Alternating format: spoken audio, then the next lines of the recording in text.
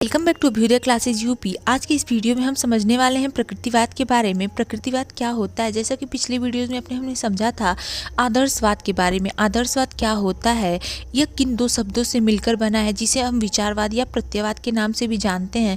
फिर इसे हम आदर्शवाद, उसमें एल शब्द जोड़कर आइडिया प्लस इज्म में एल जोड़कर आइडियलिज्म आदर्शवाद बना। किस प्रकार आदर्शवाद का सारा हमने उसमें डिस्कस किया था। ठीक है, तो आज के इस वीडियो में हम समझेंगे प्रकृतिवाद के बारे में। प्रकृतिवाद का अर्थ, परिभाषा, इसके मूल सिद्धांत जो कि हमारा तत्व मीमांसा, ज्ञान मीमांसा, आचार मीमांसा है। इसके विशेषताएं कौन कौन सी हैं, प्रकृतिवाद में शिक्षक कैसे हैं, पाठ्यक्रम, शिक्षा का उद्देश्य, शिक्षा किस प्रकार होता है, इसके फॉर्म्स भी यानी कि प्रकृतिवाद का रूप आदि हम इस वीडियो में चर्चा करने वाले हैं। तो चलिए देखते हैं। आगे बढ़ने से पहले अगर आप चैनल पर नए हैं और अभी तक चैनल को सब्सक्राइब नहीं किया होगा तो प्लीज़ एक बार से जाकर अभ्युदय क्लासेज यूपी को सब्सक्राइब अवश्य कर दें। वीडियो पसंद आएगी तो लाइक भी और शेयर भी अवश्य कर दीजिएगा। ठीक है, तो चलिए देखते हैं सबसे पहले प्रकृतिवाद का अर्थ, मीनिंग ऑफ नेचुरलिज्म। प्रकृतिवाद अंग्रेजी शब्द के नेचुरलिज्म शब्द का हिंदी रूपांतर है जो दो शब्दों के योग से बना है। ठीक है, नेचुरल प्लस इज्म। इसमें नेचुरल का अर्थ प्रकृति से संबंधित और इज्म का अर्थ सिद्धांत है। ठीक है, इस प्रकार प्रकृति से संबंधित सिद्धांतों का अध्ययन ही क्या होता है, प्रकृतिवाद है। प्रकृतिवाद एक व्यवस्था है जिसकी मुख्य विशेषता उस सब व्यवहार को बाहर निकाल फेंकना है जो कुछ आध्यात्मिक है या वास्तव में जो हमारे अनुभव और मानव तथा प्रकृति के दर्शन से परे हो, उसका ये क्या करता है, प्रकृतिवाद विरोध करता है। जैसे कि हमने आदर्शवाद में समझा था, आदर्शवाद आध्यात्मिक जगत को ही और ईश्वर को क्या मानता है, सर्वश्रेष्ठ मानता है, और ये जो भौतिक जगत है इसको नश्वर या नाशवान और असत्य मानता है।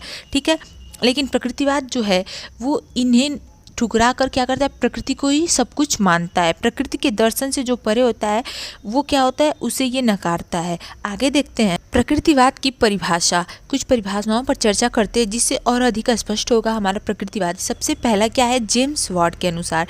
जेम्स वाट ने क्या कहा है, इनके अनुसार प्रकृतिवाद वह सिद्धांत है जो ईश्वर प्रकृति को ईश्वर से पृथक करता है, आत्मा को पदार्थ के अधीन करता है और अपरिवर्तनीय नियमों को सर्वोच्चता प्रदान करता है। ये किसने कहा, ये जेम्स वाट ने कहा है। ब्राइस ने कहा है, ब्राइस के अनुसार प्रकृतिवाद एक प्रणाली है और जो कुछ आध्यात्मिक है उसका बहिष्कार ही उसका प्रमुख विशेषता है। ये किसके अनुसार है, ये ब्राइस के अनुसार प्रकृतिवाद की परिभाषा है कि प्रकृतिवाद एक प्रणाली है, जो कुछ आध्यात्मिक है उसका बहिष्कार ही इसकी प्रमुख विशेषता है। ठीक है, अगला देखते हैं परिभाषा हमारा रस्क के अनुसार। रस्क ने क्या कहा है, प्रकृतिवाद मानवीय क्रियाओं का कारण जानने और उनकी व्याख्या करने के लिए अतीत पर निर्भर रहता है। वह वस्तुओं को उसी रूप में देखकर संतुष्ट होता है जिसमें वह उनको पाता है और यह उनसे से अधिक लाभ उठाता है। ये किसने कहा, ये रस्क महोदय ने कहा है। तथा थॉमस और लैंग का परिभाषा आप ध्यान में रखेंगे, ये पूछता है एग्जाम में इनका। थॉमस और लैंग के अनुसार प्रकृतिवाद आदर्शवाद के विपरीत मन को पदार्थ के अधीन मानता है और यह विश्वास करता है कि अंतिम वास्तविकता भौतिक है, आध्यात्मिक नहीं। जैसा कि भी मैंने जस्ट आगे बताया, थॉमस लैंग के अनुसार ये परिभाषा है कि प्रकृतिवाद आदर्शवाद के विपरीत मन को पदार्थ के अधीन मानता है। ठीक है, ये पदार्थ के अधीन मन को मानता है। ठीक है, और यह विश्वास करता है कि अंतिम वास्तविकता क्या है, भौतिक है, आध्यात्मिक नहीं। ये प्रकृति को ही सर्वोच्च मानता है, प्रकृति ही सब है। ठीक है, हॉकिंस के अनुसार, हॉकिंस ने क्या कहा है, प्रकृतिवाद तत्व मीमांसा का वह रूप है जो प्रकृति को पूर्ण वास्तविक मानता है, अर्थात यह पराप्राकृतिक या दूसरे जगत को अपने क्षेत्र से क्या करता है, बाहर रखता है। ओके, अब देखते हैं हम आगे। अब देखते हैं हम प्रकृतिवाद और शिक्षा, नेचुरलिज्म एंड एजुकेशन। प्रकृतिवाद का जन्म आदर्शवादी विचारधारा की प्रतिक्रिया स्वरूप हुआ था। प्रकृतिवाद में कई उप संप्रदाय हैं और मूल रूप से एक होते हुए भी उनमें भिन्नता है। भौतिक विज्ञानवादी प्रकृतिवाद का शिक्षा के क्षेत्र में कोई प्रभाव नहीं पड़ता, लेकिन यंत्रवादी प्रकृतिवादी तथा जीव विज्ञानवादी प्रकृतिवाद ने शिक्षा के क्षेत्र में क्रांतिकारी परिवर्तन किए। आगे देखते हैं शिक्षा में प्रकृतिवाद का आंदोलन कब से प्रारंभ हुआ, बेकन व कमेनियस ने प्रारंभ किया। इस नाम को आप ध्यान में रखेंगे, बेकन व कमेनियस, ठीक है, ने प्रारंभ किया तथा रूसो ने इसे चरम सीमा पर पहुंचाया। इसे भी ध्यान में रखेंगे। क्योंकि ये नाम जो है ये आपसे ऑब्जेक्टिव टाइप क्वेश्चन अब एग्जाम हो रहे हैं तो उसमें अक्सर ऐसे क्वेश्चन बनते हैं। प्रकृतिवादी शिक्षा पर क्रमबद्ध विचार हर्बर्ट स्पेंसर की पुस्तक educational, intellectual, moral and physical में प्राप्त होते हैं। अब ये यहाँ पे जो बुक का नाम आया है और हर्बर्ट स्पेंसर, इनका नाम भी आप याद में रखेंगे क्योंकि बुक का नाम और किसकी बुक है वो भी पूछी जाती है ऑब्जेक्टिव टाइप क्वेश्चन में, ठीक है, में प्राप्त होते हैं। स्पेंसर क्रमबद्ध सिद्धांत के प्रतिपादक हैं, अतः उनके अनुसार द्रव्य से चेतन आत्मा की उन्नति हुई। फलतः शिक्षा की परिभाषा है, शिक्षा शरीर के अंगों को उन्नत करती है और उन्हें जीवन के योग्य बनाती है। शिक्षा क्या है ये हमने ऑलरेडी डिस्कस कर लिया, इस पर एक बार और आपको शॉर्ट में बता देते हैं। अगर कोई आपसे पूछता है शिक्षा क्या है तो आप उसे इतना जवाब देंगे वो संतुष्ट हो जाएगा आपके उत्तर से। शिक्षा व्यक्ति के व्यवहार में परिमार्जन है और शिक्षा वह है जो व्यक्ति का सर्वांगीण विकास करती है, ठीक है। आगे देखते हैं, इतना समझ में आया है। अब देखेंगे हम प्रकृतिवाद और शिक्षा के उद्देश्य। प्रकृतिवाद तथा शिक्षा के उद्देश्य। यंत्रवादी प्रकृतिवाद ने व्यवहारवादी मनोविज्ञान को जन्म दिया, जिसके अनुसार प्रत्येक मनुष्य कुछ सहज क्रियाएं लेकर पैदा होता है। जब ये सहज क्रियाएं बाह्य पर्यावरण के संपर्क में आती है तो संबद्ध सहज क्रियाओं का निर्माण होता है। ये संबद्ध सहज क्रिया मनुष्य को विभिन्न कार्य में सहायता प्रदान करती है। इसलिए यंत्रवादी प्रकृतिवादी मानव में उचित तथा उपयोगी संबद्ध सहज क्रियाएं उत्पन्न करना ही शिक्षा का उद्देश्य क्या करते हैं, मानते हैं, ठीक है।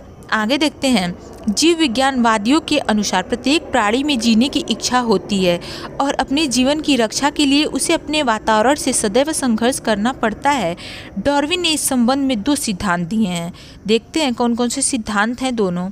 जीवन के संघर्ष तथा समर्थ का अस्तित्व। इसलिए डार्विन मनुष्य को सामर्थ्यवान तथा शक्तिशाली बनाना चाहते हैं जिससे जीवन संग्राम में वे सफलता प्राप्त कर सके, किंतु लैमार्क के अनुसार वातावरण के अनुरूप परिवर्तनशीलता के गुणों की शिक्षा देना ही क्या है, उचित उद्देश्य है। सुख एवं दुख के सिद्धांत के अनुसार मनुष्य सुख प्राप्ति करने वाले कार्य करता है और दुख देने वाले कार्यों से बचने का प्रयास करता है। यह बात सही नहीं है क्योंकि मनुष्य कभी कभी कर्तव्य के लिए प्राण भी देता है। इस संबंध में टीपी नन महोदय का विचार ज़्यादा समीचीन प्रतीत होता है। यद्यपि नन महोदय आदर्शवादी विचारधारा के अधिक समर्थक हैं, किंतु शिक्षा के उद्देश्य के संबंध में उन्होंने जीव वैज्ञानिक एवं प्रकृतिवादी दृष्टिकोण से विचार किया है। देखते हैं हम कुछ परिभाषा विशेषताएं। प्रकृतिवादी शिक्षा की कुछ विशेषताओं पर ध्यान देते हैं, चर्चा करते हैं। प्रकृतिवादी शिक्षा की विशेषताएं। सबसे पहला जो है पॉइंट, बाल केंद्रित शिक्षा को प्रोत्साहन देता है। प्रकृतिवाद का मानना है कि बालक को प्रकृति की गोद में छोड़ दो, वह स्वयं ही प्रकृति की गोद में स्वयं ही सब कुछ सीख लेगा, ठीक है। दूसरा पॉइंट है, किताबों पर बहुत ज़्यादा निर्भरता की आलोचना की गई है। इसमें किताबों पर निर्भरता बिल्कुल भी नहीं दिया गया। जैसा कि अभी मैंने आगे बताया, प्रकृति की गोद में बालक को छोड़ दो और वह स्वयं ही सब कुछ क्या करेगा, सीख लेगा। किताबों की बिल्कुल भी आवश्यकता नहीं है। इसके अनुसार प्रकृति के प्रति अनुराग यानी कि प्रेम। बच्चों की स्वतंत्रता को महत्व दिया गया है, बच्चों की रुचि को वरीयता। छठा पॉइंट है, प्रकृतिवाद की मान्यता है कि प्रकृति के साथ अंतःक्रिया में बच्चे की क्षमता और योग्यता का क्या होता है, विकास होता है और इंद्रिय प्रशिक्षण पर बल दिया जाता है इसमें, ठीक है। तो ये था प्रकृतिवादी शिक्षा की विशेषताएं। आगे देखते हैं प्रकृतिवाद के मूल सिद्धांत कौन कौन से हैं। Basic principles of naturalism. प्रकृतिवाद के तत्व मीमांसा, ज्ञान मीमांसा और आचार मीमांसा को हम सिद्धांतों के रूप में इस प्रकार देख सकते हैं। सबसे पहला देखते हैं, यह ब्रह्मांड एक प्राकृतिक रचना है। पहला पॉइंट है, यह ब्रह्मांड क्या है, एक प्राकृतिक रचना है। इसमें देखते हैं प्रकृतिवादियों के अनुसार संसार का कर्ता और करण दोनों स्वयं क्या है, प्रकृति ही है। प्रकृति के अलावा कोई कोई कुछ नहीं, ईश्वर न है न आध्यात्मिक जगत है। क्या है, प्रकृतिवादियों के अनुसार संसार का कर्ता और करण दोनों क्या है, प्रकृति स्वयं है। प्राकृतिक तत्वों के संयोग से पदार्थ और पदार्थों के संयोग से संसार की रचना होती है और उनके विघटन से इसका अंत होता है। यह संयोग और विघटन की क्रिया कुछ निश्चित नियमों के अनुसार होती है। इसको बनाने और बिगाड़ने को प्राकृतिक परिवर्तन कहा जाता है। मतलब कि क्या हुआ, यह ब्रह्मांड एक प्राकृतिक रचना है, पहला पॉइंट था हमारा। अब दूसरा है, यह भौतिक संसार ही सत्य है। इसमें देखते हैं प्रकृतिवादी भौतिक संसार को ही क्या करते हैं, सत्य मानता है। उसका स्पष्टीकरण है कि इस संसार को हम इंद्रियों द्वारा प्रत्यक्ष कर रहे हैं, मतलब कि देख रहे हैं प्रत्यक्ष रूप से, यह सत्य है। इसके विपरीत आध्यात्मिक संसार को हम इंद्रियों द्वारा प्रत्यक्ष नहीं कर पाते, इसलिए वह क्या है, असत्य है, ठीक है। तीसरा पॉइंट है, मनुष्य संसार की श्रेष्ठतम रचना है। इसमें प्रकृतिवाद और आदर्शवाद में एक चीज़ कॉमन है। आदर्शवाद ने भी क्या किया था, आदर्शवादी विचारधारा ने भी मनुष्य को इस पृथ्वी का यानी कि इस सभी प्राणियों में सर्वश्रेष्ठ माना था, सबसे बुद्धिमान प्राणी, बुद्धिजीवी प्राणी कहा था। ठीक है, तो इसमें क्या कहा गया है, थर्ड पॉइंट में मनुष्य संसार की श्रेष्ठतम रचना है। प्रकृतिवादी मनुष्य को जन्म से पूर्ण तो नहीं पर संसार की श्रेष्ठतम रचना मानता है। भौतिक विज्ञानवादी प्रकृतिवाद के अनुसार मनुष्य संसार का श्रेष्ठतम पदार्थ है। यंत्रवादी प्रकृतिवादी के अनुसार मनुष्य श्रेष्ठतम यंत्र है और जीव विज्ञानवादी यह संसार का सर्वोच्च पशु है। ठीक है, जीव विज्ञानवादियों के अनुसार मनुष्य ने अपने में निहित कुछ विशेष शक्तियों के कारण अन्य पशुओं से स्वयं सर्वोच्च बना लिया है। बुद्धि ही महत्वपूर्ण भूमिका है।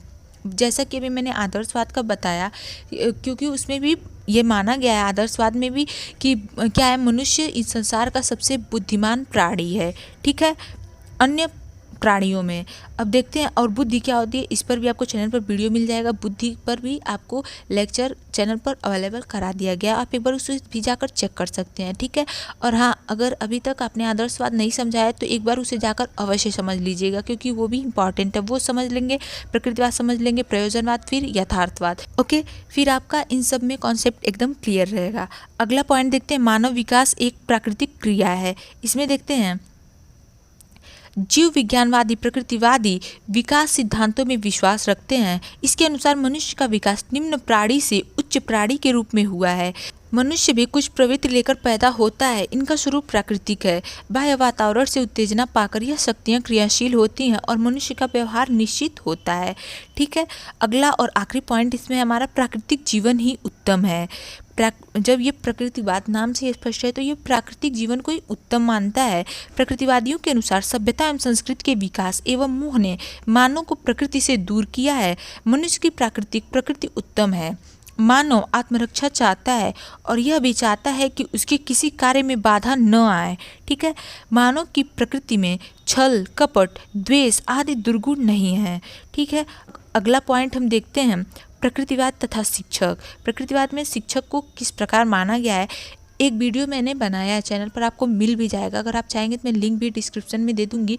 प्रकृतिवाद, प्रयोजनवाद, आदर्शवाद, इन सभी का तुलनात्मक अध्ययन है। ठीक है, अगर आप वो देखना चाहें तो एक बार देख सकते हैं, आपका बहुत सारे उसमें डाउट्स क्लियर हो जाएंगे। यहाँ पे देखते हैं प्रकृतिवाद तथा शिक्षक, उसमें सभी बताया गया। प्रकृतिवाद में शिक्षक किस प्रकार माना गया है, शिक्षक किस प्रकार, पाठ्यक्रम किस प्रकार, आदर्शवाद में किस प्रकार, प्रयोजनवाद में किस प्रकार। ठीक है, तो चलिए पहले यहाँ पे देखते हैं प्रकृतिवाद तथा शिक्षक। प्रकृतिवादी शिक्षा में शिक्षक को गौण स्थान प्राप्त है।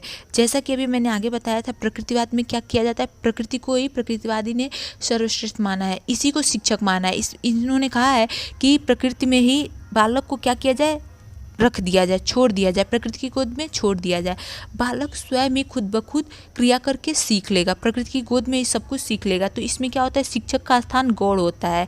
प्रकृतिवादी विचारक प्रकृति को ही वास्तविक शिक्षिका या शिक्षक मानते हैं। उनके विचार से बालक को समाज से दूर रखकर प्राकृतिक वातावरण में शिक्षा प्राप्त करने का अवसर देना चाहिए। रूसो के अनुसार शिक्षक पर समाज के कुसंस्कारों का प्रभाव इतना पड़ गया होता है कि वो बालकों को सद्गुणी बनाने का प्रयास भले ही कर ले, पर उन्हें सद्गुणी बना नहीं सकता, क्योंकि वह स्वयं सद्गुणी नहीं है। इसलिए रूसो बालक की आरंभिक शिक्षा में शिक्षक को कोई स्थान नहीं देना चाहते हैं। ओके, इतना क्लियर है। आगे देखते हैं, अन्य प्रकृतिवादी जो हैं वो रूसो के बात को स्वीकार नहीं करते हैं, अस्वीकारते हैं, और उनका मानना है कि वे बालकों की शिक्षा में शिक्षक की भूमिका मात्र सहायक एवं पथ प्रदर्शक के रूप में मानते हैं। इसलिए शिक्षक को मनोविज्ञान का ज्ञाता होना चाहिए। बालक की जो मनोकामनाएं होती हैं, आवश्यकताएं, रुचियां, क्षमता आदि होती हैं तथा उनके मानसिक विकास का उन्हें परिज्ञान होना चाहिए। शिक्षक से यह अपेक्षा की जाती है कि वो बालक के लिए अनुकूलित वातावरण तैयार करे। ठीक है, इतना समझ में आया। अब देखते हैं प्रकृतिवाद व पाठ्यक्रम। ठीक है, रूमानी प्रकृतिवादी बालक के आरंभिक शिक्षा के लिए किसी औपचारिक पाठ्यक्रम की आवश्यकता का अनुभव नहीं करता है। प्रकृतिवादी भौतिक जीवन को ही सत्य मानते हैं और उसकी रक्षा एवं विकास पर ही सबसे अधिक बल देते हैं। उनके अनुसार पाठ्यक्रम ऐसा होना चाहिए जो कि बालक के विकास की विभिन्न अवस्थाओं, जैसा कि हमने जो विकास की विभिन्न अवस्थाएं, बाल विकास की विभिन्न अवस्थाएं, शैशवावस्था, बाल्यावस्था, किशोरावस्था आदि सब पर आपको चैनल पर वीडियो इस पर भी मिल जाएगा। ऑलरेडी हमने डिस्कस कर लिया है, अलग अलग भी इस पर आपको हर पॉइंट पे जो हर टॉपिक है, बाल्यावस्था, किशोरावस्था, शैशवावस्था, इन सब पे भी अलग अलग वीडियो आपको चैनल पर मिल जाएगा। ठीक है, इसीलिए इसको आगे देखते हैं। इसमें तो इन्होंने क्या कहा है कि पाठ्यक्रम ऐसा होना चाहिए जो कि बालक के विकास की विभिन्न अवस्थाओं की आवश्यकताएं पूरी कर सके। इस विचार के प्रमुख प्रवर्तक रूसो ने अपनी रचना एमिल में बच्चे के विकास की विभिन्न अवस्थाओं का वर्णन करते हुए बताया कि शिक्षा को हर अवस्था की विशेषताओं के अनुसार क्या होनी चाहिए। शिक्षा को विभिन्न बच्चों की जो विभिन्न अवस्थाएं होती है, शैशव, बाल्य, किशोरा, प्रौढ़ा आदि होती हैं, उसके अनुसार होनी चाहिए। यह अवस्थाएं 4 होती हैं, जैसा कि एक बार हम इस पर फिर चर्चा कर लेते हैं शॉर्ट में ही। सबसे पहला होता है शैशव अवस्था, जन्म से लेकर 5 वर्ष तक का, या कहीं कहीं से 6 वर्ष तक भी बताया गया माना जाता है। जन्म से लेकर 5 वर्ष या 6 वर्ष की अवस्था। बाल्यावस्था 5 से या 6 से 12 वर्ष। किशोरावस्था 12 से 15 या इससे कहीं कहीं 18 वर्ष भी कई अन्य मनोवैज्ञानिकों ने 18 वर्ष माना है। और युवावस्था 15 वर्ष से अधिक होता है। ठीक है, अब देखते हैं शैशव अवस्था। यह अवस्था खेलने, कूदने, गिरने, पटकने एवं हर वस्तु को जानने की जिज्ञासा की अवस्था है। शिक्षा स्वाभाविक क्रिया के विपरीत होने की जगह अनुकूल होती है। खिलौने इस समय की शिक्षा के उपयुक्त साधन है। ठीक है, बाल्यावस्था, यह अवस्था बच्चे की हाथ, पांव आदि इंद्रियों के विकास की अवस्था है। इसलिए शिक्षा का रूप ऐसा हो कि बच्चे की इंद्रियों को खुले रूप में विकसित होने का मौका मिले। प्रकृतिवादियों का मानना है कि सबसे पहले ज्ञानेंद्रियां शक्तियुक्त होती हैं, इस कारण सबसे पहले इन्हीं की शिक्षा होनी चाहिए। इंद्रियों का अनुभव इस समय की शिक्षा का माध्यम हो तो अच्छा होगा। प्रकृतिवादियों ने बुरी आदतों से बचने पर जोर दिया। इस प्रकार की शिक्षा क्या की निषेधात्मक शिक्षा कहलाती है। ठीक है, अब देखते हैं किशोरावस्था।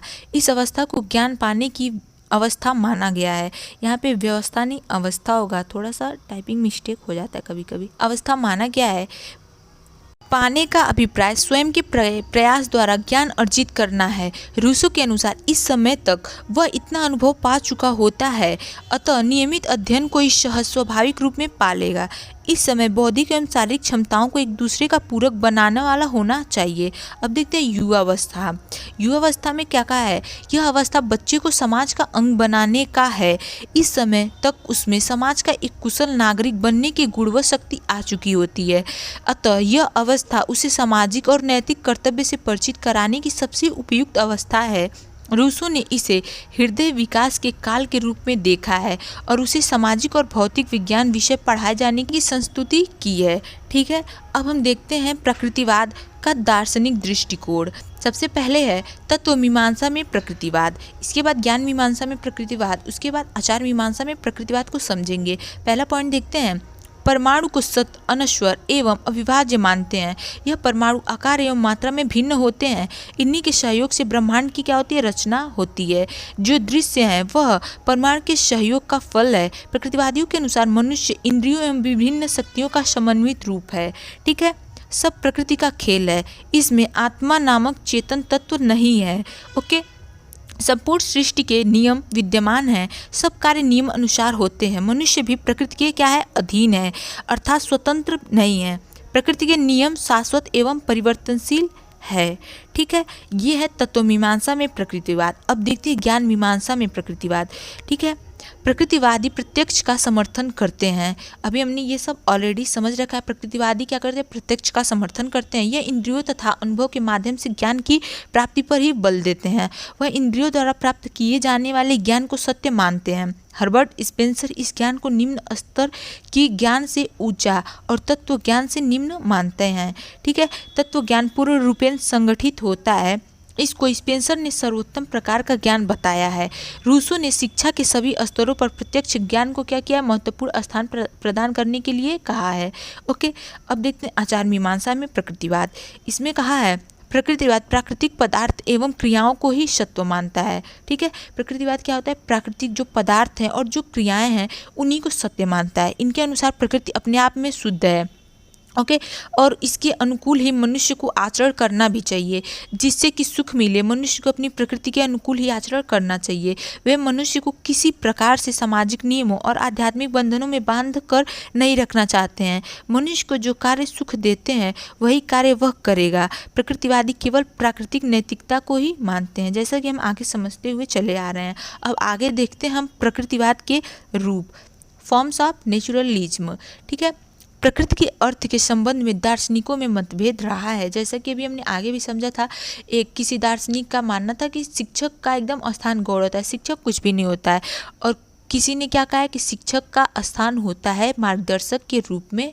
ठीक है, एडम्स का कहना है कि यह शब्द अत्यंत जटिल है, जिसकी अस्पष्टता के कारण अनेक भूलें होती हैं। प्रकृति को 3 प्रकार से स्पष्ट किया जा सकता है। पहला, पदार्थ विज्ञान का प्रकृतिवाद, यंत्रवादी प्रकृतिवाद, जीव वैज्ञानिक क्रम विकासवादी प्रकृतिवाद। देखते हैं पहला पॉइंट, पदार्थ विज्ञान का प्रकृतिवाद।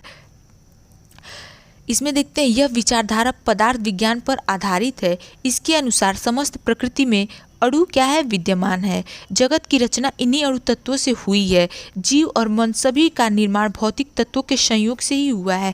पदार्थ विज्ञान केवल बाह्य प्रकृति के नियमों का अध्ययन करता है और इन्हीं नियमों के आधार पर अनुभव के प्रत्येक तत्वों की व्याख्या करता है। अतः प्रकृति के नियम ही सर्वोपरि हैं, प्रकृति ही सब कुछ है। ठीक है, और आदर्शवाद में आध्यात्मिक जगत और ईश्वर की सत्ता है। आध्यात्मिक जगत ही सर्वोपरि है, और इसमें प्रकृतिवाद में प्रकृति के जो नियम है और प्रकृति ही सर्वोपरि है। ठीक है, यंत्रवादी प्रकृतिवाद देखते हैं। इस संप्रदाय के अनुसार सृष्टि यंत्रवत है, जो पदार्थ और गति से निर्मित है। इस प्राणहीन यंत्र में कोई ध्येय, प्रयोजन या आध्यात्मिक शक्ति नहीं है।